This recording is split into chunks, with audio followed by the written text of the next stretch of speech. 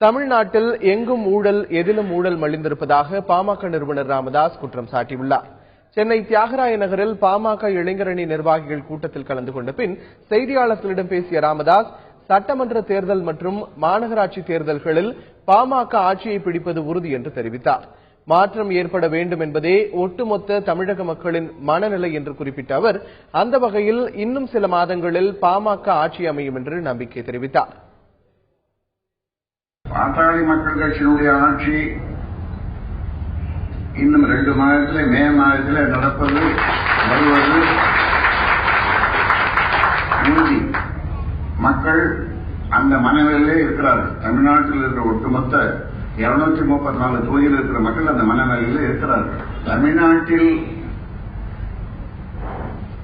மாற்றம், சட்டமன்ற தேர்தலில் மாற்றம் வருவது உறுதி. இங்கே மாநகரத்திலேயே அந்த தேர்தலிலேயும் மாற்றம் வருவது உறுதி.